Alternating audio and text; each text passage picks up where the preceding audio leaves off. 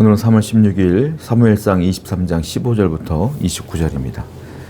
15절 읽겠습니다. 다윗이 사울이 자기의 생명을 빼앗으려고 나온 것을 보았으므로 그가 십광야 수풀에 숨었더니 사울의 아들 요나단이 일어나 수풀에 들어가서 다윗에게 이르러 그에게 하나님을 힘입게 의지하게 하였는데, 다윗이 십광야 수풀에 숨어 있습니다. 그런데 사울이 자기를 잡으러 코앞에까지 온 것을 보게 되었어요.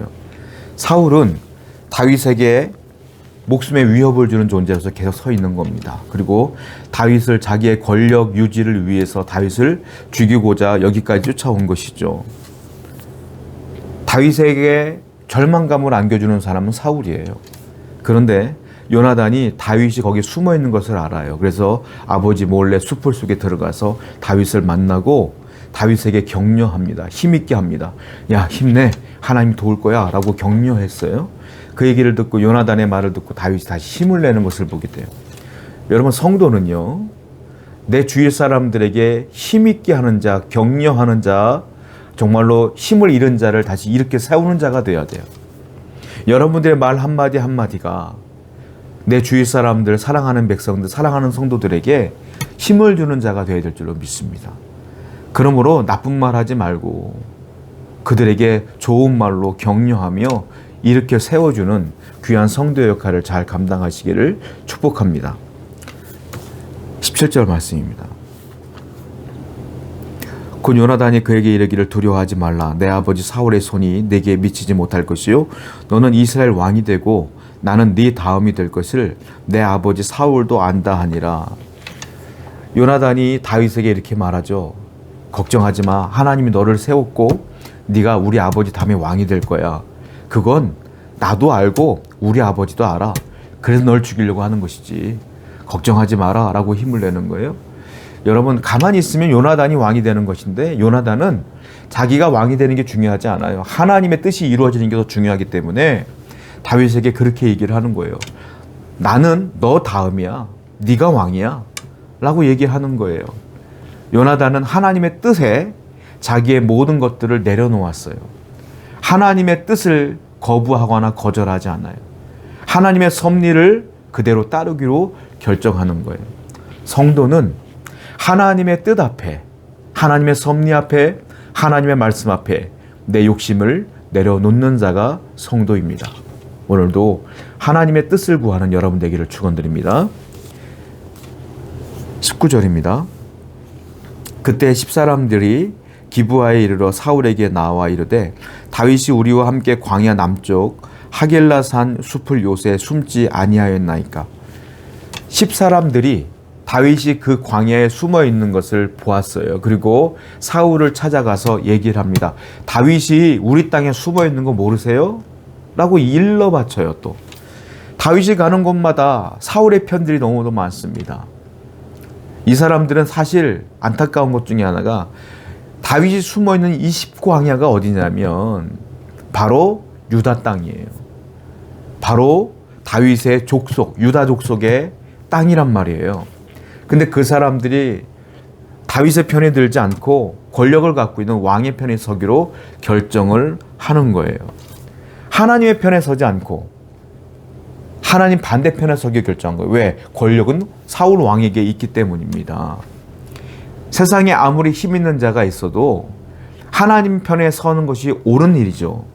그런데 많은 사람들은 안타깝게도 보이지 않는 하나님의 편에 서는 것이 아니라 내게 아주 강력한 영향력을 끼치고 있는 힘을 가진 사람의 편에 서는 것을 즐거워하고 옳다고 여길 때가 많아요.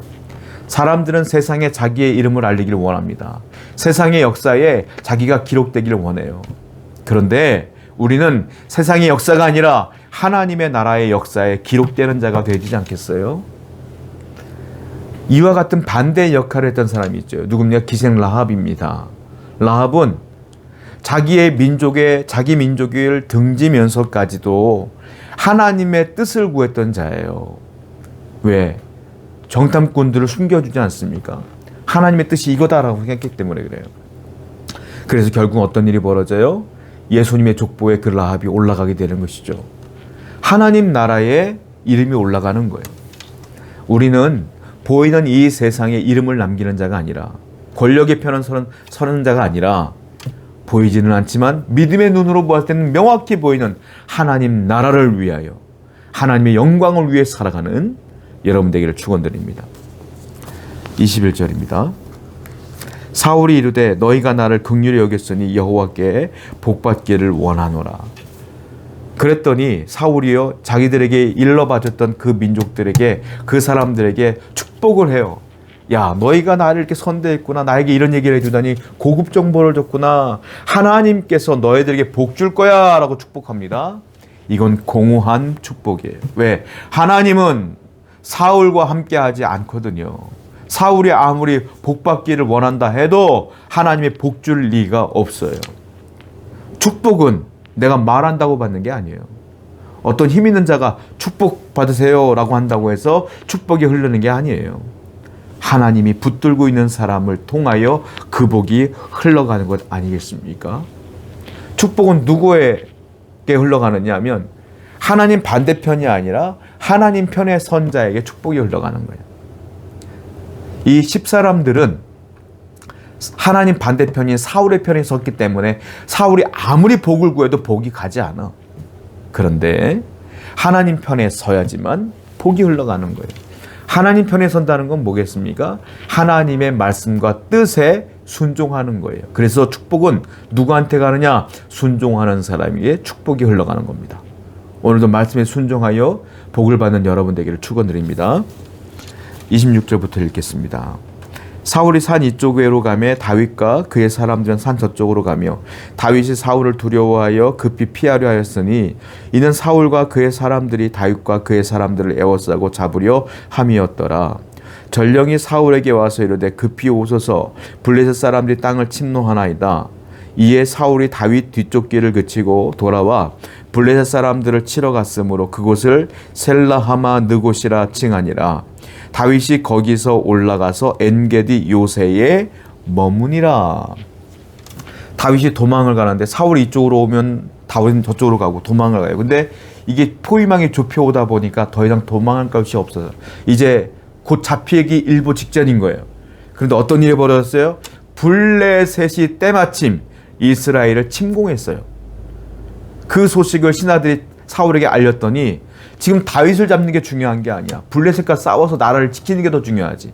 나라를 빼앗기면 자기도 죽는데 어떻게 해요? 어쩔 수 없이 다윗을 쫓다가 그 군대를 이끌고 사울이 전쟁터로 다시 돌아가는 장면이 나와요.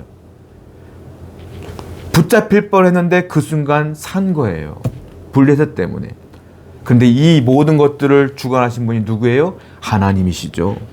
하나님이 위기 때에 이런 일들을 통하여 다윗을 구원해 주셨어요. 하나님은 여러분들이 상상할 수 없는 방법으로 여러분들을 도우셔요. 다윗이 이런 일이 벌어질 줄 알았겠습니까?